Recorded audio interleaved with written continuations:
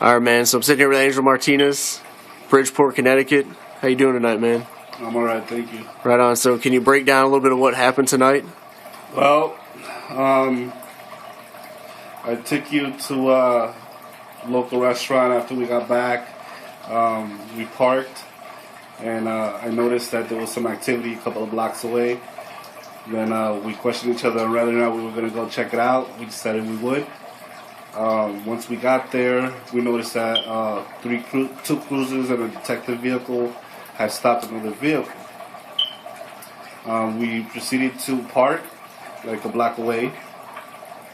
Once we parked, we went to the scene. Once we arrived at the scene, we had officers immediately turn lights on our faces to try to mess up our view of our camera. And like 5 or 10 minutes later, like another 5 or 6 cruisers showed up, started flashing us, threatening us to take our property because it was so-called evidence, which there's no such thing.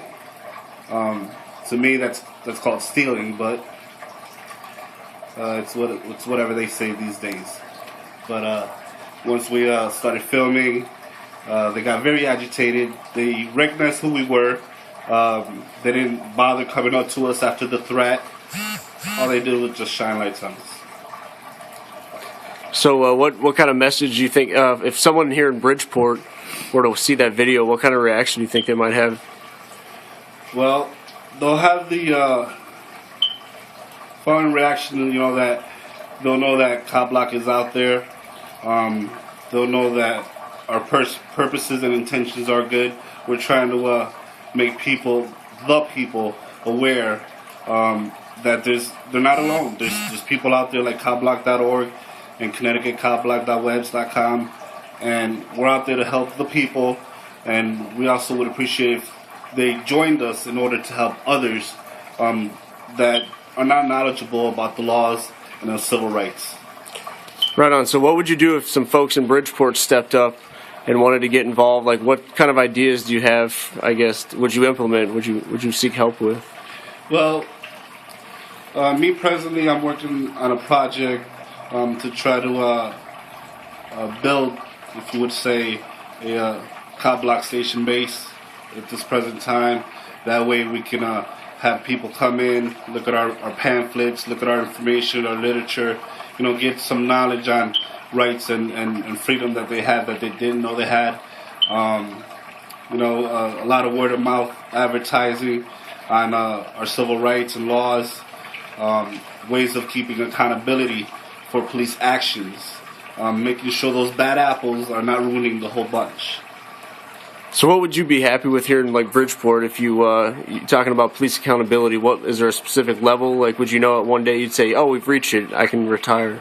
In reality, I don't think there is a retire as far as cop blocking, because this is a never-ending story, a never-ending battle against the police state. Police states are forming nationwide in the United States and nationwide in the world itself nowadays, where police officers are abusing our laws and rights, taking away our freedom. The Obama plan is not working as Obama stated he was going to do before he got elected. All it's doing is destroying us, the people, and taking away our rights and freedoms in order to enslave us to the government system. So have you yourself had some interactions in town here? Any negative interactions? Yeah, I had this one encounter back in 11/27, 2012, where I went to my mother-in-law's house at one point because she had called me, and she had told me that she had something to give me. As I told her, I continued telling her, "Yeah, I'll be right there." I went to her residence, and she said, "Surprise! Look what I have for you." It was a box turtle. It was something like what I have back here, but it was a land turtle, and this turtle was so beautiful. She says, "Here, you can have it, take care of it, because I know you have other animals and you take well care of turtles. You love turtles." So I said, "Okay, great.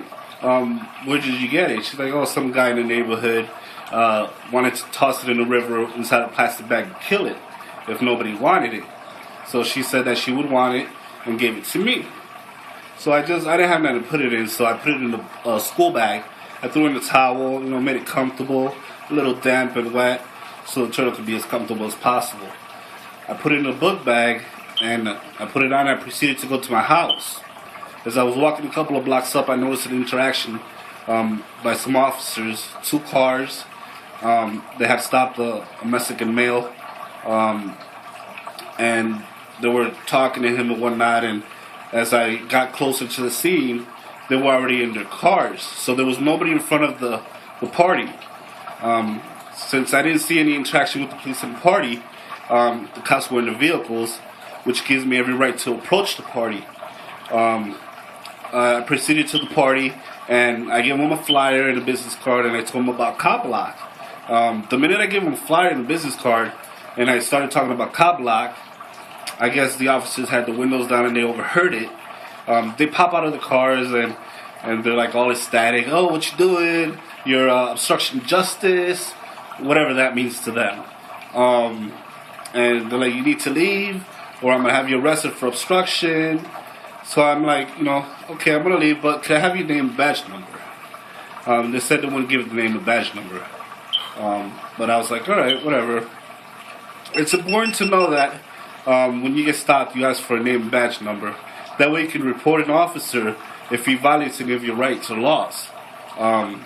He also asked me for my identification. By state law, well, not by state law, there really is no state law or legislature or penal code or whatever they want to call it that states that you have to give identification if you're stopped by an officer. The only way you're allowed to give identification, not allowed, but the only way you're forced to give identification, of course, it's if you're, if they have probable cause to stop you, or if they have a report of somebody that looks exactly like you. Just because you're wearing the same clothes doesn't mean that you're that person. Anybody could shop in the same store, but if they have a probable cause and they have cause to stop you and ask you for identification, just cooperate. Give them your identification, and just keep the situation as calm as possible. You don't want to perpetuate the situation into something bigger to where you may be kidnapped, jailed, or whatever they decide they want to do with you. So when I went up to the officer to get the flyers, they went all crazy, and I said, all right, I'm going to leave. When they asked me for ID, I said, I'm sorry, but I'm not going to give you any ID. You don't have probable cause to stop me. I just came to this man and you popped out of your car. So they said, well, then leave. So I turned around and it took about 5 steps before they grabbed me after telling me to leave and put me in handcuffs. The minute they put me in handcuffs, of course, I told them I don't consent to search or seizures of any of my property or belongings, especially my person. So as he was handcuffing me, I told him I do not consent to searches or seizures.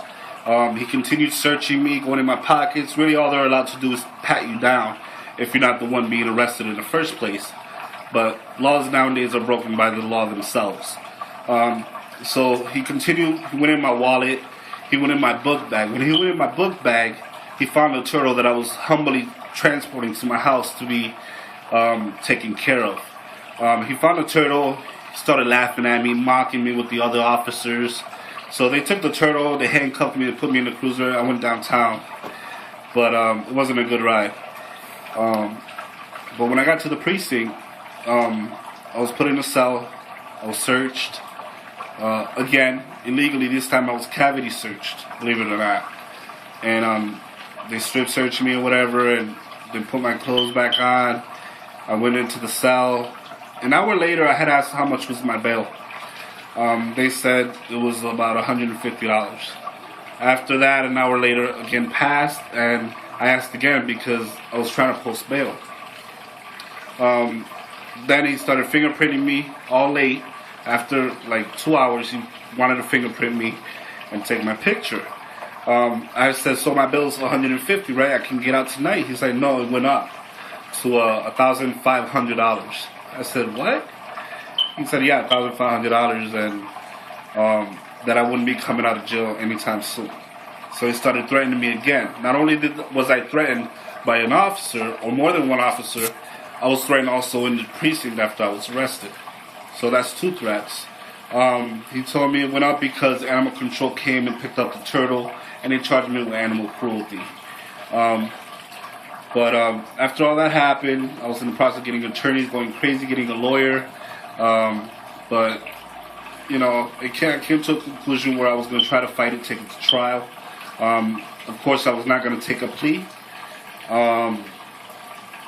But fortunately, I was given an offer I couldn't refuse. But the moral to this story is that don't take a plea. Fight it, take it to trial, especially if you didn't do anything wrong. But I was released on a promise to appear to court. I was released within 3 or 4 hours. And yesterday I went to court for the first time, and my attorney offered me a deal, a plea deal. My intentions were not to go to jail just for the sake of my family, but I encourage people to take it to trial. But I took a plea deal. I pled guilty to all the charges, and they were reduced to 3 tickets. Of course, I didn't have any proof by animal control or animal hospitals or clinics or anything that I abused a turtle, or they couldn't obtain any proof that they didn't have anything. So they put it into 3 tickets, and they gave me a $350 fine, which is really nothing to me. Plus, it's not on my record of animal cruelty, and my turtles were able to be saved by theft from the city. But so far, that was what I did. I had no other choice in my case to plead guilty, but it was reduced to 3 tickets, $350. You know, they took my money this time. Next time they will not take my money, because that's all the government is good for, taking your money or jailing you or kidnapping you. But just you know, keep strong.